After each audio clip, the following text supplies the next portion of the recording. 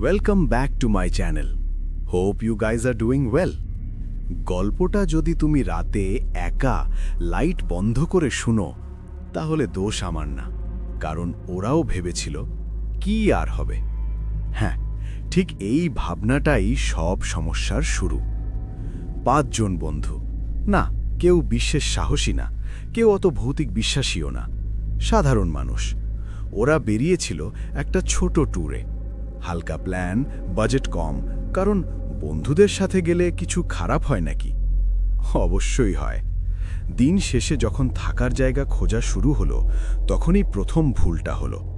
ভুল না, বলা যায় চরম অবহেলা। হোটেলটা ছিল সস্তা, অস্বাভাবিক রকম সস্তা। এতটাই সস্তা যে কাউন্টারের লোকটা টাকা নেওয়ার সময় চোখে চোখ রাখল না। মনে হলো নাও নিয়ে যাও। রিসেপশনের লাইটটা কাঁপছিল, একটু না অনেকটা। মাঝে মাঝে পুরোপুরি নিভে যাচ্ছিল, আবার জ্বলে উঠছিল। একজন বন্ধু হেসে বলল, লাইটটাও বুঝে গেছে এখানে থাকার ইচ্ছে নেই। সবাই হাসল। ঘরটা বড় ছিল না, দেয়ালে রং খসে পড়েছে, ছাদের ফ্যানটা ঘুরছিল, কিন্তু শব্দটা যেন ঘোরার থেকে বেশি ঘষার। মনে হচ্ছিল ওটা কষ্ট পাচ্ছে। তাদের মধ্যে একজন মেয়ে, নাম তার নীলা। নীলা খুব বেশি কথা বলে না, সে চুপ করে চারপাশটা দেখে। আর ঠিক তখনই সে প্রথম জিনিসটা খেয়াল করল। মেঝের ওপর দরজার পাশে কয়েকটা ভেজা পায়ের ছাপ, খুব পরিষ্কার, যেন কেউ সবে হেঁটে গেছে। সমস্যা একটাই, বাইরে তখন শুকনো, বৃষ্টি হয়নি, আর দরজাটা বন্ধ ছিল। নীলা নিচু গলায় বলল, এগুলো কার? একজন সঙ্গে সঙ্গে উত্তর দিল, তোরই তো হবে, ড্রামা শুরু করলি। আরেকজন যোগ করল, এই হোটেলে ভূত থাকলে এত সস্তা হতো? নীলা আর কিছু বলল না, সে শুধু দেখল পায়ের ছাপগুলো ধীরে ধীরে মিলিয়ে যাচ্ছে। মুছে যাচ্ছে না, মিলিয়ে যাচ্ছে, যেন মেঝের ভেতর ঢুকে পড়ছে। রাত বাড়তে লাগল, বাইরে অদ্ভুত নীরবতা। হঠাৎ করেই ফ্যানটা থেমে গেল, একদম হঠাৎ, ধীরে ধীরে না। এক বন্ধু উঠে দাঁড়িয়ে বলল, বিদ্যুৎ যাবে মনে হয়। ঠিক তখনই কোথাও কিছু পড়ল। ঘরের ভেতর না, বাইরে, করিডোরে, তারপর আবার টক টক। শব্দটা যেন ইচ্ছে করে করা, না জোরে না আস্তে, ঠিক মনোযোগ টানার মতো। একজন দরজার কাছে গেল, কান পেতে শুনল, দরজা খুলল। করিডোর ফাঁকা, লাইট আধা জ্বলছে, দূরে সিঁড়ি। দরজা বন্ধ করতেই এইবার শব্দটা এলো ঘরের ভেতর থেকে, বিছানার নিচে। এইখানে মানুষ সাধারণত বলে ইঁদুর হবে, কারণ ইঁদুর সব প্রশ্নের নিরাপদ উত্তর। কিন্তু শব্দটা ইঁদুরের না, এটা ছিল কিছু টেনে নেওয়ার শব্দ। নীলা এবার পরিষ্কার বলল, আমরা এখান থেকে চলে যাব?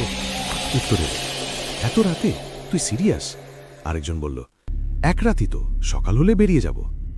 এক রাত, এই একটা বাক্য কত গল্পের শুরু কেউ হিসেব রাখে না। লাইট আবার ঝিলমিল করল, এইবার নিভে গেল পুরোপুরি। অন্ধকারে কেউ হাসল, কার হাসি কেউ জানে না। হঠাৎ করে কারো কানে ফিসফিস।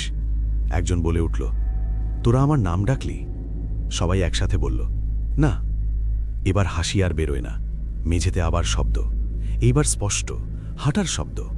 হঠাৎ দরজার হাতল নড়ল, খুলছে না, শুধু নড়ছে, যেন কেউ বাইরে দাঁড়িয়ে চেষ্টা করছে, অথবা ভেতরে ঢুকতে চাইছে না, শুধু জানাতে চাইছে আমি আছি।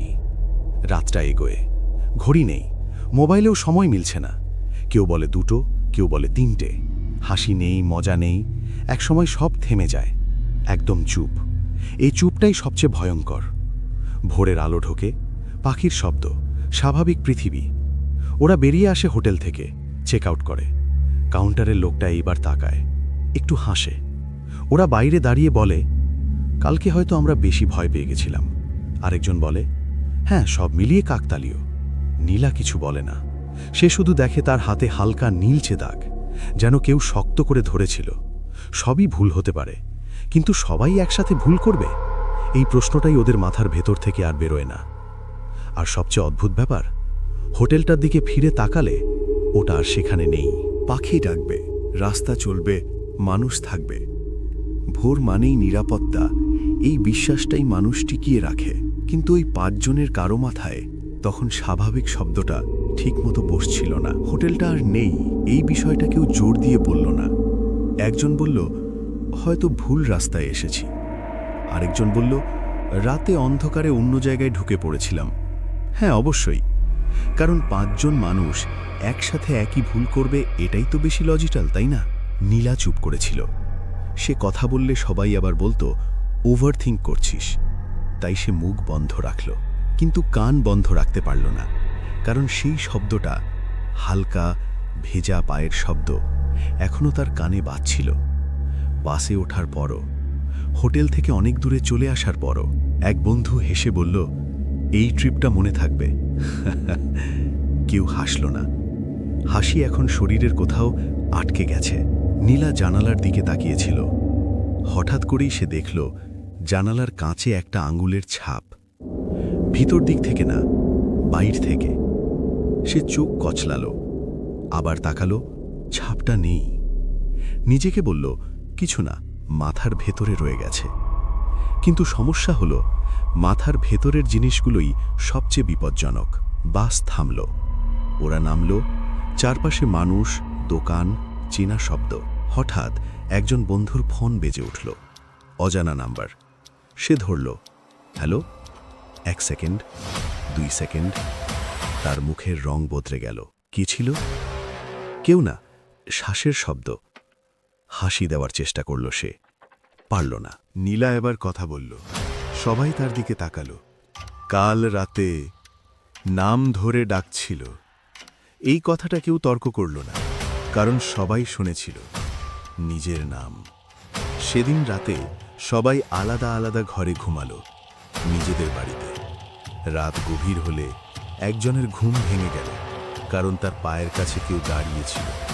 শরীর নেই, শুধু ঠান্ডা।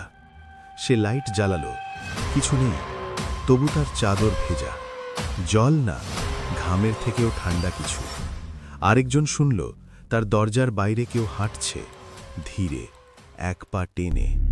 দরজা খুলে দেখল ফাঁকা, কিন্তু মেঝেতে আবার সেই ভেজা পায়ের ছাপ। নীলা ঘুমায়নি। তার ফোনে হঠাৎ একটা অডিও প্লে হলো। শব্দটা পরিচিত, ফিস ফিস, তার নাম। সে ফোন ছুঁড়ে ফেলল, অডিও থামল। ভোর হলে সবাই আবার যোগাযোগ করল।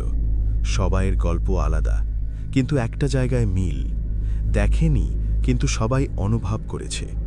একজন বলল, হয়তো আমরা একসাথে ভয় পেয়েছিলাম, তাই। নীলা বাকিটা শেষ করল, তাই একই জিনিস কল্পনা করছি।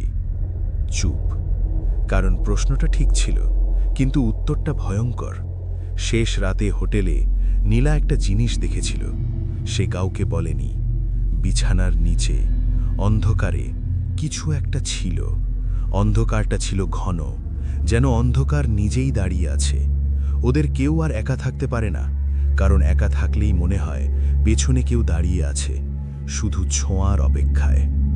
সবাই ভুল হতে পারে, কিন্তু কেউ